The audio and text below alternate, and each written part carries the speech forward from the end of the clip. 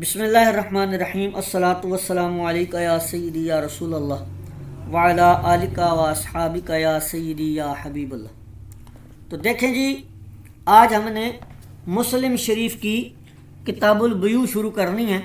کل مقدمات بیع کی تعریف، اس کی اقسام، اس کی بنیاد کے اشیاء پر ہے، وہ میں نے آپ کو عرض کر دی تھی۔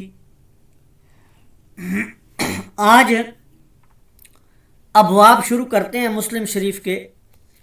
تو اس کا اسلوب ہم کچھ ایسے رکھیں گے کہ امام مسلم رحمۃ اللہ علیہ ایک باب کے اندر ایک حدیث لاتے ہیں، پھر اس کی اسانید کو نقل کرتے ہیں۔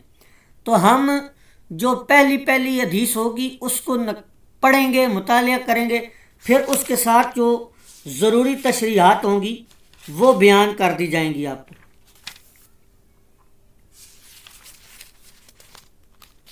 اور اگر کوئی ایسی حدیث ہوگی باب کے اندر جو اضافی ہوگی یا پہلی حدیث کے علاوہ اس میں کچھ وضاحت طلب ہوگا تو پھر اس حدیث کو ہم ساتھ مطالعہ کریں گے۔ تو دیکھیں جی، باب ابطالی بیع الملامستی والمنابذتی، کہ یہ باب ہے کہ بیع ملامسہ اور منابذہ باطل ہے۔ اب سب سے پہلے تو آپ کو پتہ ہو کہ ملامسہ اور منابذہ کہتے کسے ہیں۔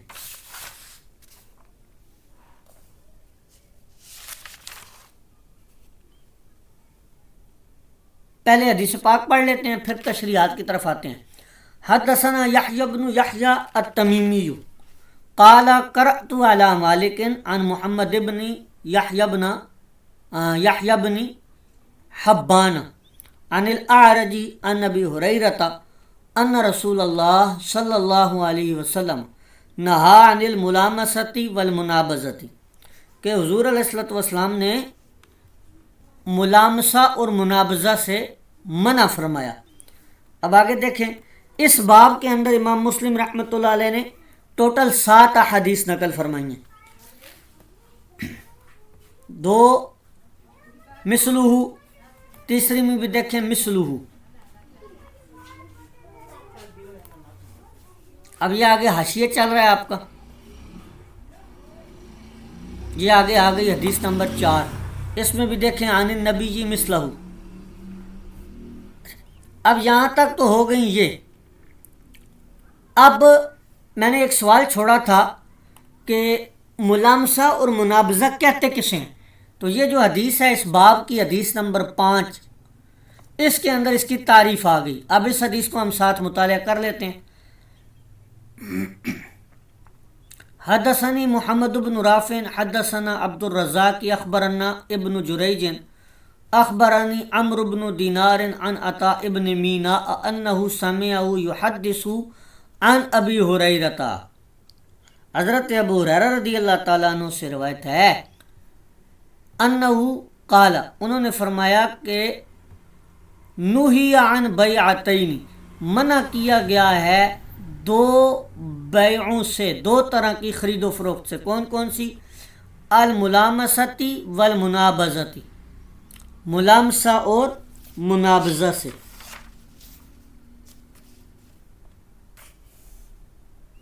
اب آگے آپ کو تعریف بتاتے ہیں۔ اما الملامسۃ، بہرحال ملامسہ تو وہ یہ ہے کہ فَإِن يَلْمِسَ كُلُّ وَاحِدٍ مِّنْهُمَا ثَوْبَ صَاحِبِهِ بِغَيْرِ تَأَمُّلٍ، ترجمہ کہ بہرحال ملامسہ تو یہ ہے کہ فروخت کرنے والا یا خریدنے والا، دونوں میں سے کوئی ایک دوسرے کے کپڑے کو بغیر دیکھے، بغیر غور و فکر کیے صرف چھو لے اور اسی چھونے سے بیع منعقد اور لازم کر لی جائے، یہ ممنوع ہے۔ یہ تعریف ہے کہ کسی چیز کو چھو لینے سے بیع کو لازم کر دینا، یہ ملامسہ کی تعریف ہے۔ یہ زمانہ جاہلیت میں رواج تھا کہ دو آدمیوں کے درمیان جب سودے کی بات ہو رہی ہوتی تھی تو ایک فریق جب مبی کو یعنی جو چیز بیچی جا رہی ہے اس چیز کو جب ہاتھ لگا لیتا تھا، اب یہ سمجھا جاتا تھا کہ اب بس خرید و فروخت ہو گئی، اب یہ اس نے چھو لیا ہے اس کو، اب یہ اس کی لازم ہو گئی ہے، اس کو خریدنا ہی پڑے گا۔ اب جس نے چھوا ہوتا تھا اس کو اب وہ لینا ہی پڑتا تھا، تو اس سے منع کر دیا گیا۔ والمنابذۃ ان ينبذ كل واحد منهما ثوبه الى الاخر ولم ينظر واحد منهما الى ثوب صاحبه۔ اور بہرحال رہی بات منابذہ کی تو وہ یہ ہے کہ دونوں میں سے ہر ایک اپنا کپڑا دوسرے کی جانب پھینک دے اور کوئی بھی اپنے ساتھی کے کپڑے کو غور سے نہ دیکھے، اسی کو تکمیل بیع کا ذریعہ سمجھ لیا جائے۔ تو یہ کیا ہے؟ منابذہ۔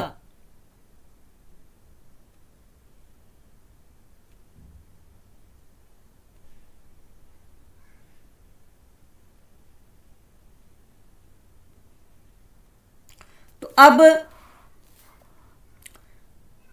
یہ دو بیع جو ہیں یہ کیوں منع ہے؟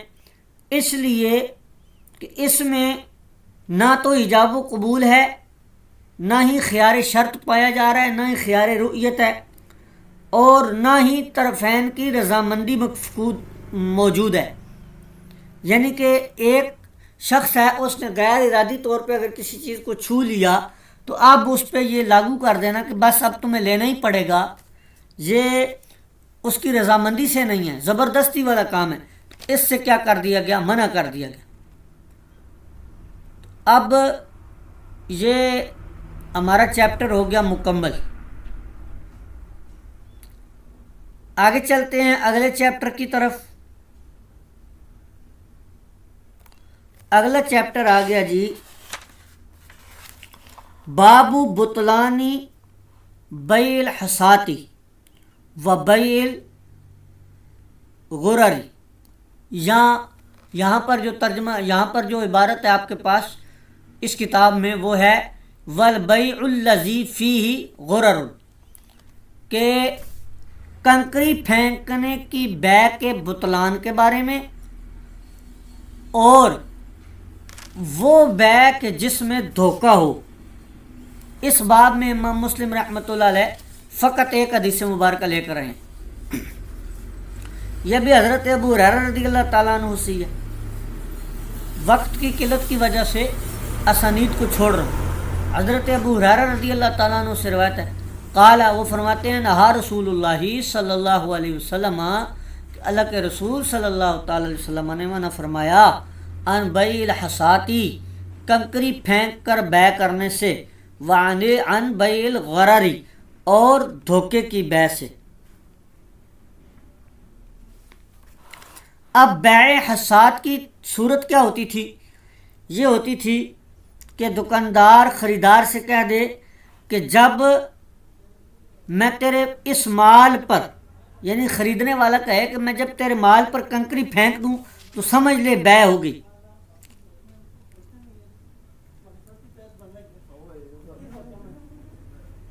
تو اس سے بھی منع فرمایا۔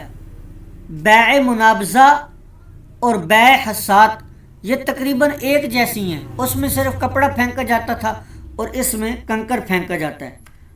اور بیع غرر، بیع غرر واضح ہے کہ جس کے اندر جو ہے وہ دھوکہ پایا جائے۔ یہ عام طور پہ ایسی بیع ہوتی ہے جس میں مبیع مجہول ہوتا ہے یا بائع کے قبضے میں نہیں ہوتا۔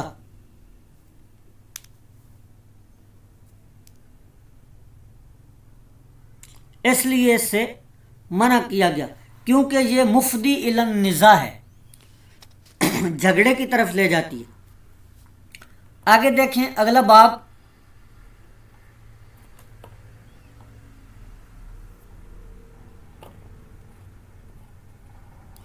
باب تحریم بیع حبل الحبلتی۔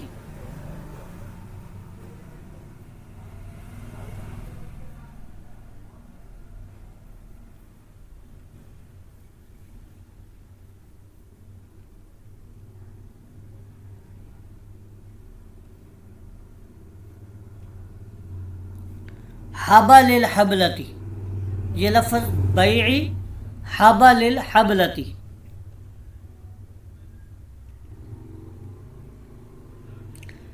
حبل اور حمل پیٹ کے اندر علوق اور بچے کو کہتے ہیں.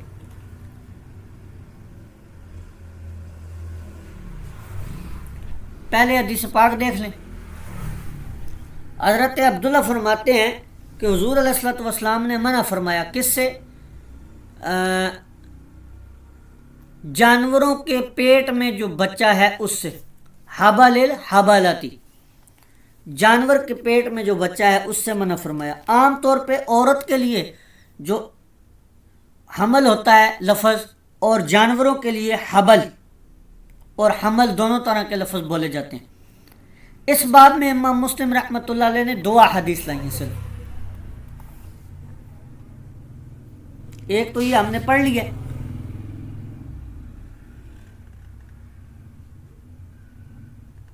اور دوسری اس سے نیچے ہے.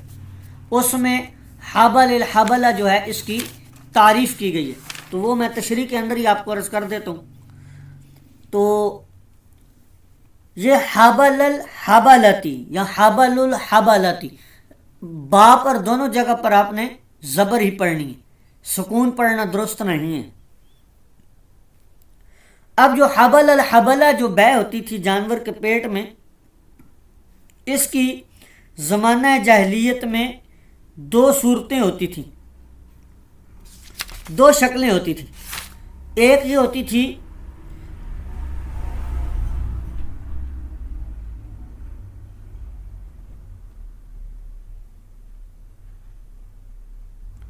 کہ کوئی شخص اپنا کوئی جانور جب فروخت کرتا اور پیسہ وصول کرنے کے لیے جب مدت مقرر کرتا تو وہ کچھ اس طرح ہوتی کہ جب اونٹنی کا بچہ پیدا ہو جائے اور پھر اس بچے کا بچہ پیدا ہو جائے اس وقت پیسے ادا کرنے ہوں گے.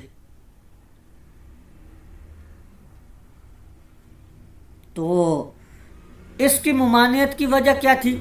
ایک تو اس میں مدت مجہول ہے جو کہ مفضی الی النزاع ہے، اور دوسرا اس کے اندر دھوکہ پایا جا رہا ہے.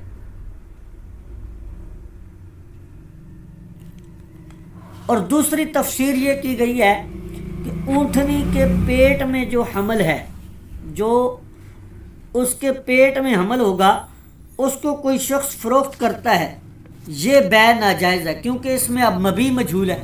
اب پیٹ میں کیا ہے پتہ ہی نہیں ہے، بچہ آتا بھی ہے یا نہیں آتا ہے، پیٹ کے اندر ہی مر جاتا ہے. تو یہ مجہول ہونے کی وجہ سے دونوں ہی جو ہیں وہ، ایک میں جہالت الاجل فی الثمن ہے، یعنی ثمن کے حوالے سے مدت کی جہالت پائی جاتی ہے، اور دوسری صورت میں جہالت المبی ہے. تو دونوں صورتوں میں یہ ناجائز ہے. آگے دیکھیں، اگلے باب کی طرف چلتے ہیں. باب تحریمی بیع الرجل علی بیع اخیہ.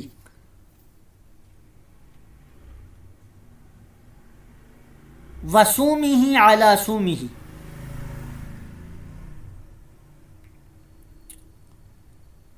کہ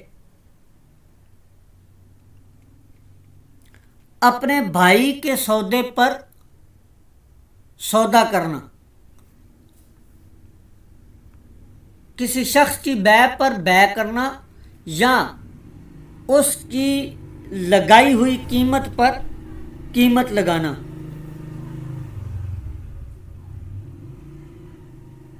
اس باب کے اندر امام مسلم رحمۃ اللہ علیہ 8 حدیث لے کر آئے. پہلی حدیث ہے، حضور علیہ الصلوۃ والسلام نے فرمایا لا یبیع بعضکم علی بیع بعض، تم میں سے بعض کی بیع پر بیع نہ کرے.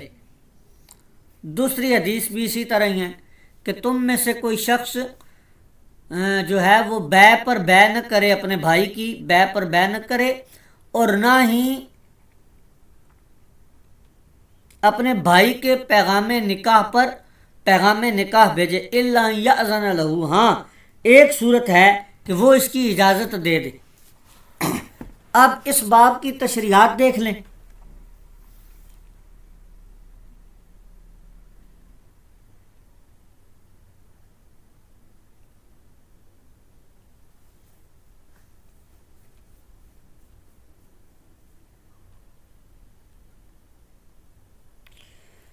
تو اس میں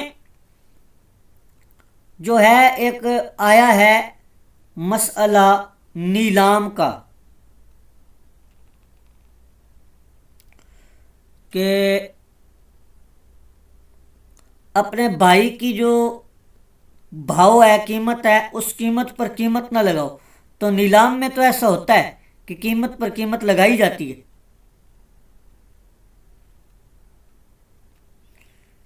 تو جو نیلام ہے اس کی صورت جو ہے وہ کچھ الگ ہوتی ہے.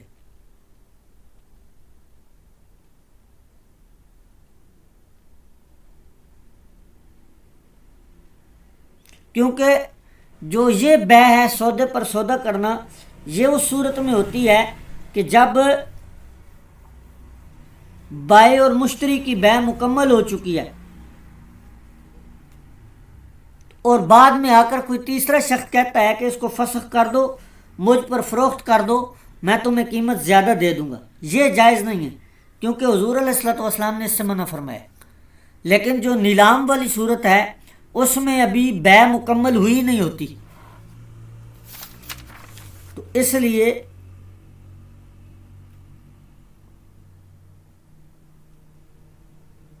اس کو نیلام والی صورت کو اس میں نہیں لانا چاہیے. آگے ایک حدیث ہے اس باب کے اندر،